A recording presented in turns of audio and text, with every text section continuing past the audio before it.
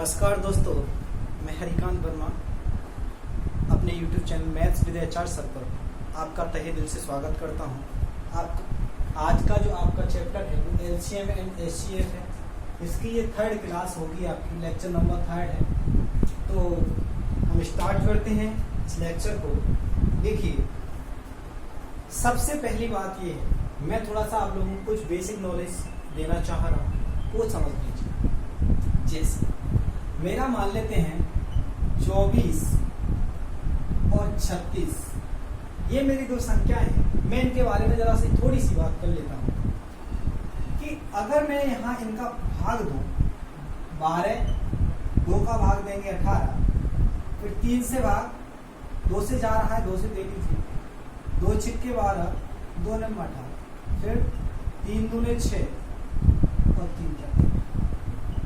देखो, यहां मैं आप लोगों को एक चीज बताऊं कि सबसे मेन चीज ये है कि जब तक भाग जा रहा है दोनों संख्याओं में या 3 संख्याएं तो तीनों में, वो आपका कहलाता है मासा।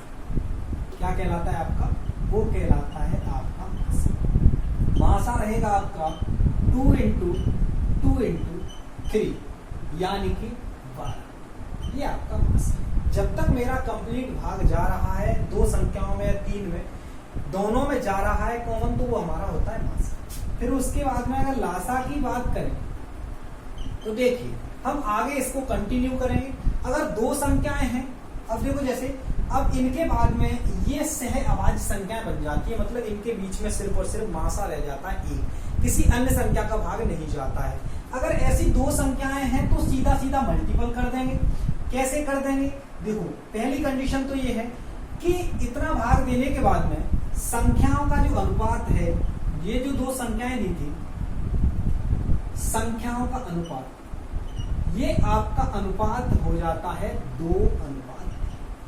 मतलब जब तक भाग जा रहा है सभी संख्याओं में, उसके बाद जो संख्याएं नीचे बच जाती है वही उन संख्याओं का अनुपात होता है। अब इसके बाद में देखिए, एक चीज और निकल के आई यहां से कि संख्याओं के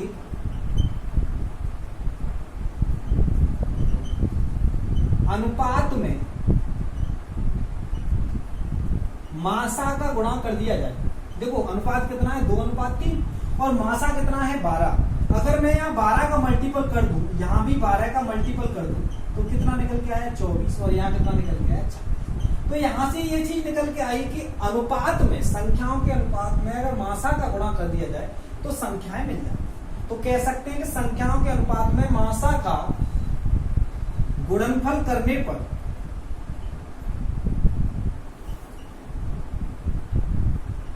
संख्याएं प्राप्त हो जाती हैं। क्या प्राप्त हो जाती हैं? संख्याएं प्राप्त।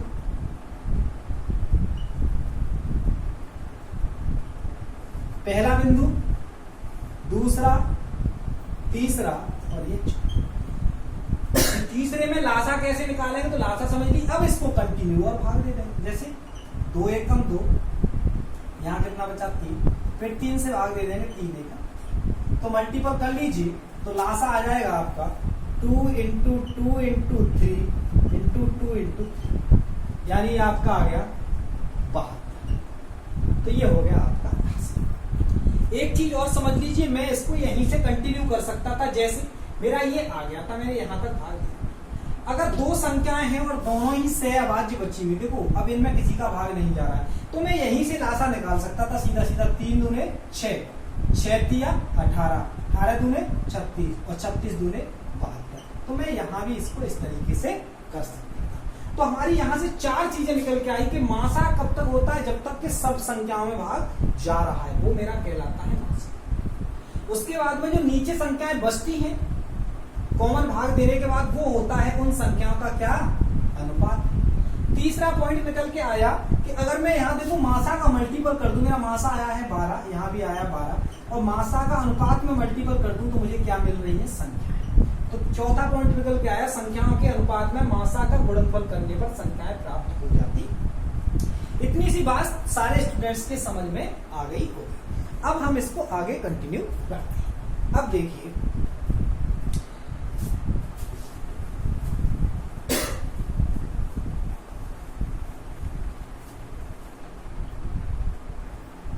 अगर कभी पावर वाले लासा मासा निकालने हैं, जैसे 2 की पावर 6 गुणा 3 की पावर 7 व 2 की पावर 5 गुणा 3 की पावर 9 का एचसीएफ व एलसीएम ज्ञात। बहुत ही बेसिक है, कोई दिक्कत नहीं। सबसे पहले देखिए 2 की पावर 7 इंटू 3 की पावर 7 का मतलब क्या है? सॉरी, ये 6 है। इसका मतलब है कि 2 का 6 टाइम मल्टीपल, और 3 की पावर 7 का मतलब है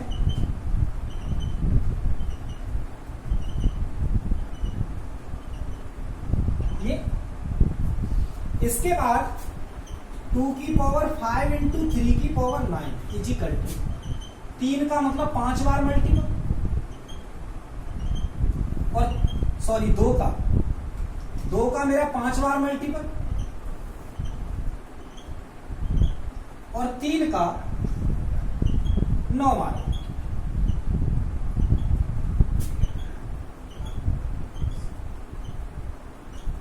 ठीक है दोस्तों, अब हमें निकालना है, मान लेते हैं मासा।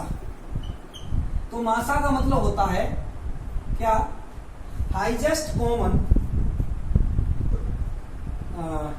फैक्टर। हाईएस्ट कॉमन फैक्टर मतलब सभी वो फैक्टर जो कॉमन है, ज्यादा से ज्यादा। अब देखो 2 मिल रहा है, 2 निकाल लीजिए। दूसरा 2 मिल रहा है, 2 निकाल लीजिए। फिर तीसरा 2 मिल रहा है, 1 2 निकाल लीजिए। चौथा 2 मिल रहा है, इसको भी निकाल लीजिए। पांचवा 2 मिल रहा है, इसको भी निकाल लीजिए। ठीक, इसके बाद में ऐसे ही जो 3 मिल रहे हैं उन्हें मिला लीजिए। 1 2, दूसरा 3, तीसरा 3, चौथा 3, पांचवा 3, छठवा 3 और सातवां 3। ये मेरा मासा आ गया। मासा का मतलब 2 की पावर देखो 1 2 3 4 5, 3 की पावर 1 2 3 4 5 6। ये रहा आपका मासा। लासा अगर निकालना है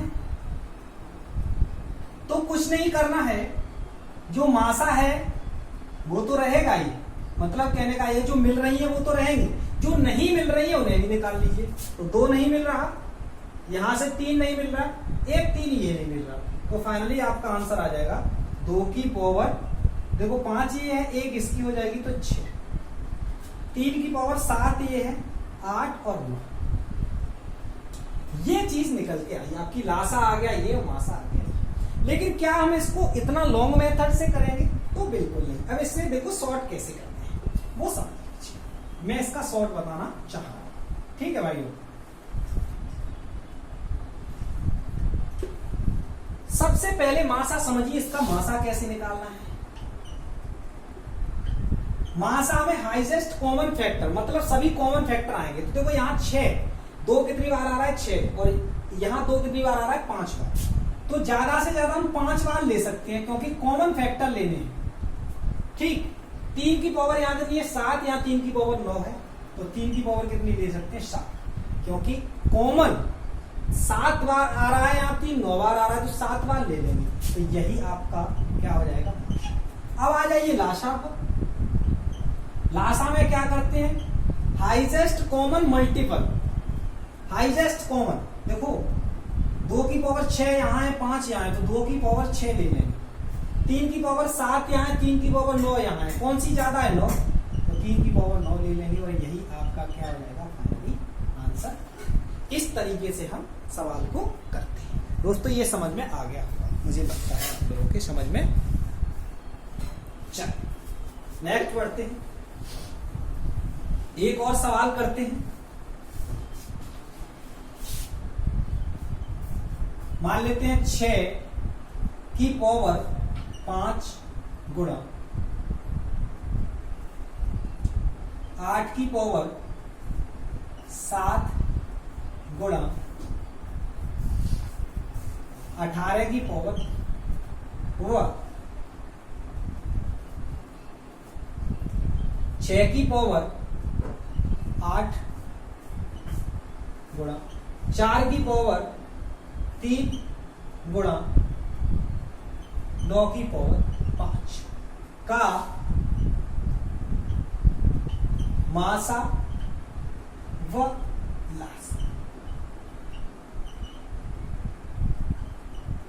सिंपल है, कोई दिक्कत नहीं है। लेकिन देखिए पावर अलग अलग है, यहाँ 6 है, यहाँ 6 है, यहाँ 8 है, लेकिन यहाँ कितना है 4, यहाँ 18 है, यहाँ पे 9।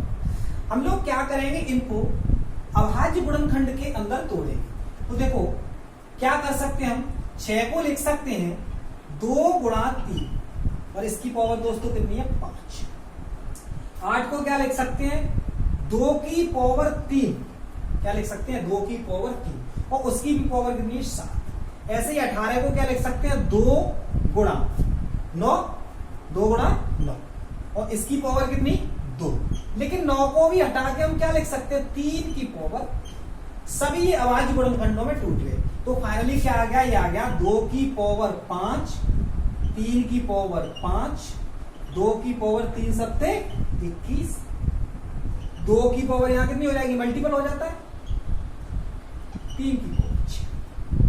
क्या निकल के आया, देखो 2 की पावर 5, यहां 21, कितने हो गए 26 और 2 ये हो गए यानी कि 28। 3 की पावर 5, यहां 6, यहां कितनी हो गई 11। अब आ जाओ यहां, अब देखो 6 की पावर 8 गुणा 4 की पावर 3 गुणा 9 की पावर 5 क्या हो जाएगा, देखो 6 को लिख सकते हैं 2 गुणा 3 और इसकी पावर 8। 4 को क्या लिख सकते हैं 2 की पावर 2 और पावर कितनी 3। 9 को क्या लिख सकते हैं 3 की पावर 2 और घातें कितनी 5। सभी अभाज्य गुणनखंड है, 2 3 2 3 सब अभाज्य है। फाइनली क्या आ जाएगा, ये आ जाएगा 2 की पावर 8 गुणा 3 की पावर 8 गुणा, यहां कितना आ जाएगा 2 की पावर 3 दूने 6 गुणा 3 की पावर कितना 10। क्या आया, ये आया 2 की पावर, देखो 8 यहां 6 यहां 14 गुणा 3 की पावर 8 और 10 कितना हो गया 18। ये हमारे सही फैक्टर आ गए। अब मुझे निकालना है मासा और लासा। तो देखो सबसे पहले निकालिए मासा। मासा निकालोगे तो देखो यहां कितनी है 14, यहां पावर कितनी है 28, तो यहां से आ जाएगी 2 की पावर 14 गुणा 3 की पावर 18, 3 की पावर 11, तो कितना ले सकते हैं 11 ले सकते हैं, क्योंकि हाईएस्ट कॉमन फैक्टर, हमें फैक्टर कॉमन वाले लेने हैं। तो यहाँ 11 है और यहां से भी हम कितना ले लेंगे 11। अब आ जाओ लासा पर, लोएस्ट कॉमन मल्टीपल। देखो 2 की पावर 28, 2 की पावर 14, तो ज्यादा से ज्यादा लेंगे हम यहाँ, तो ये हो जाएगा 28 और 3 की पावर 11 यहाँ 18 यहाँ, तो 3 की पावर कितना हो जाएगा 18। इस तरीके से आपका लासा और मासा घातों वाला आता है। ये चीज सारे स्टूडेंट्स की समझ में आ गई होगी, मेरा मानना है। सभी बच्चे वीडियो को एक बार लाइक और शेयर जरूर करेंगे, ठीक है जी। नेक्स्ट आगे बढ़ते हैं।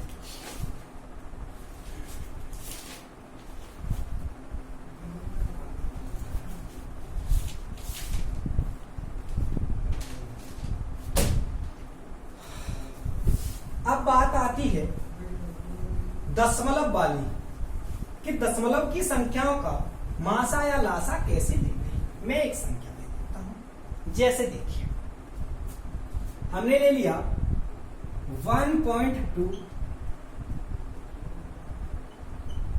3.60 या 6 ही ले लीजिए काफी, 0.24 इनका का लाशा व माशा ज्ञात। चलिए कुछ नहीं करना है, दशमलव के बाद में कितना पॉइंट है 2। आप क्या करेंगे, पहले दशमलव के बाद में 2 पॉइंट बनाएंगे, ठीक। यहां दशमलव के बाद में कोई अंक नहीं था, इसलिए हमने क्या किया, मतलब एक अंक था तो एक 0 बढ़ा लिया। ऐसे यहां 2 अंक है। अब देखो पॉइंट और पॉइंट को हटा दो, बचा क्या 120, 360 और 24। सबसे पहले तो इनका लासा और मासा निकाल लीजिए। तो देखो मासा क्या आएगा, आपका मासा आएगा इन तीनों संख्याओं का जो मासा आएगा वो आएगा दोस्तों 24। कितना आएगा 24। दशमलव के बाद में कितने अंक थे 2, तो बस 2 अंक लगा दीजिए। लासा अगर निकालना है तो तीनों संख्याओं का लासा निकाल लो, 120, 360 और 240। तो लासा आ जाएगा दोस्तों 360। कुछ नहीं करना, दशमलव के बाद में कितने अंक लिए थे 2, तो 2 अंक बाद दशमलव लगा देंगे और यही आपका आंसर। भिन्न बना के मत करना इसको कि दशमलव उठा के नीचे 0 बढ़ा लो, नहीं। दशमलव के बाद में जितने हाईएस्ट पॉइंट के बाद में जितने भी अंक हैं उतने ही अंक बनाएंगे। 2 अंक, यहाँ 2 अंक बना लिए, यहाँ 2 अंक बना लिए। दशमलव हटा दिया, कितना आ गया 120, 360, 240। मासा लिया 24 आ गया। दशमलव के बाद में 2 अंक थे, 2 अंक लगा दिए, दशमलव लगा दिया। ऐसे ही लासा लिया 360 आया, कितने दशमलव के बाद में कितने अंक थे 2, तो 2 अंक पीछे से दशमलव लगा दिया। इस तरीके से आपका संख्याओं का लासा व मासा लिया जाता है। ठीक है दोस्तों, ये बात सारे स्टूडेंट्स के समझ में आ गई। अब देखिए, अब हम बात करते हैं मासा की। मासा निकालने का सरल तरीका बताऊंगा मैं आप लोगों को आज। जैसे मेरा 12 और 18 का मासा निकाल रहे हैं तो हम तुरंत निकाल दें। हमें पता है कि इसमें 6 का भाग दे दो, 6 का चला गया, इसके बाद नहीं जा रहा। हम लिख देंगे कि मासा कितना आ रहा है, मासा आ रहा है 6। लेकिन हम बड़ी संख्याओं का इस प्रकार नहीं निकाल सकते, वहां हमें अंदाजा लगाना भी बड़ा मुश्किल हो जाता है। तो देखिए, जैसे मैं एक संख्या लेता हूं,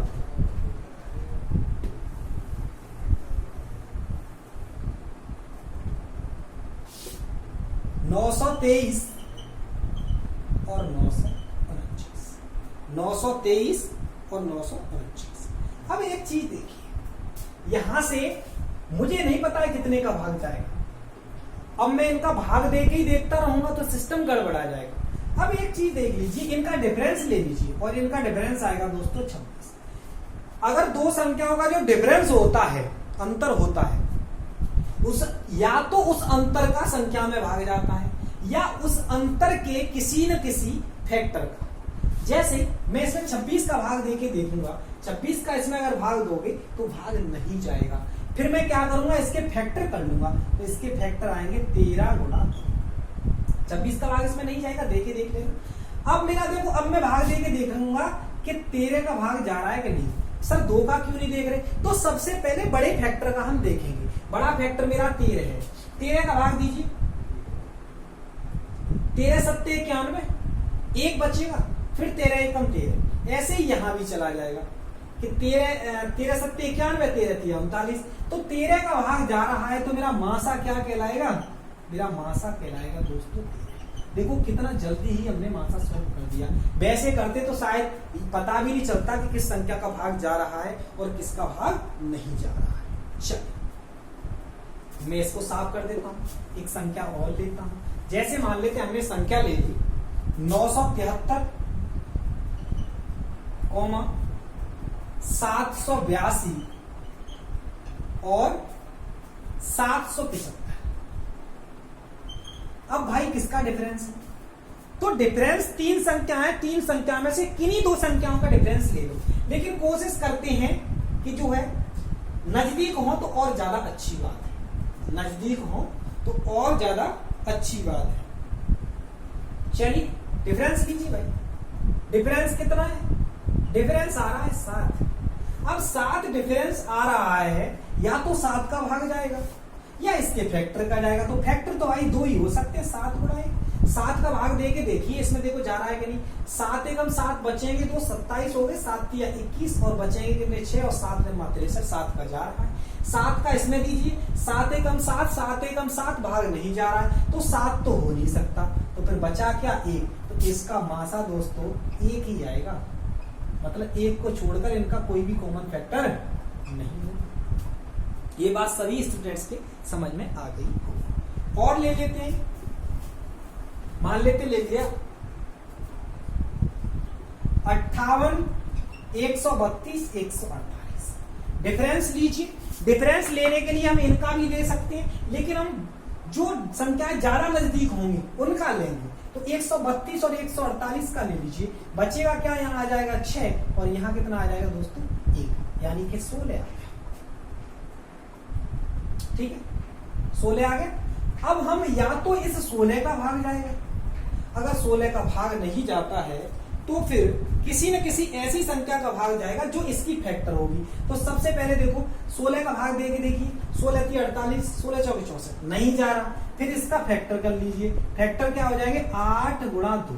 8 का भाग देके देखिए क्या हो जाएगा, 8 का भाग नहीं जाएगा। फिर इसके फैक्टर क्या हो सकते हैं, 4 गुणा 4, 16 के हो सकते हैं 4 गुणा 4। 4 का भाग देके देखिए क्या जा रहा है भाग, नहीं जा रहा। सर 2 का क्यों नहीं दिया, 2 से बड़ा 4 है, पहले 4 का देके देखेंगे। 4 का नहीं जाएगा तो 2 का देखेंगे। तो 4 का भाग दिया, 4 का नहीं जा रहा, तो फिर क्या ले लेंगे, फिर 2 ले लेंगे। 2 का भाग दीजिए, जा रहा है। 2 का भाग दीजिए, जा रहा है। 2 का भाग दीजिए, जा रहा है। तो आपका इन संख्याओं का जो मासा है दोस्तों को 2 हो जाए। ये बात सारे स्टूडेंट्स के बेहतरीन तरीके से समझ में आ जानी चाहिए। जो स्टूडेंट्स इस चीज को नहीं समझ पाए हैं वो अच्छे से समझ लीजिए। चलिए मैं अब थोड़ी सी बड़ी संख्या लेता हूं।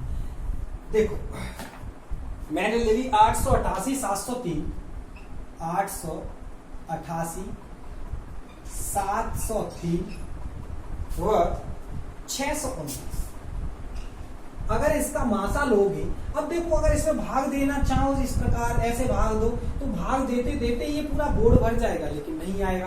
तो हम इस तरीके से नहीं करेंगे मासा। फिर मासा करने का जो सही सरल तरीका है, कुछ मत करिए, डिफरेंस ले लीजिए। तो इन दोनों का डिफरेंस ले लीजिए या इन दोनों का डिफरेंस ले लीजिए। तो चलिए इसी का डिफरेंस क्यों नहीं ले लें, इसी का ले लेते हैं। इनका डिफरेंस लोगे तो 13 में से 9 जाएगा तो ये बचेगा 4, यहाँ आपका हो गया 9 और 9 में से जब 2 जाएगा तो बचेगा 7। ठीक है दोस्तों, ये बात सारे स्टूडेंट्स के समझ में आ गई मेरा मानना। 13 में से 9 गया तो 4 बचेगा, यहां बचा कितना 9, 9 में से 2 गया तो 7। जरा इसके फैक्टर कर लीजिए। 74 का भाग पहले इसमें देके देखिए, मुझे नहीं लगता कि 74 का इसमें भाग जाएगा। 74 का भाग किसी में भी दोगे नहीं जाएगा।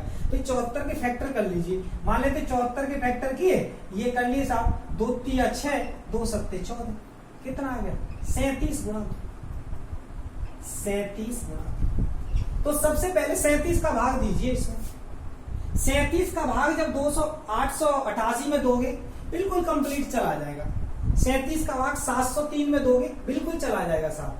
37 का भाग 629 में दोगे तो बिल्कुल जाएगा। फिर आपका जो मासा होगा वो मासा क्या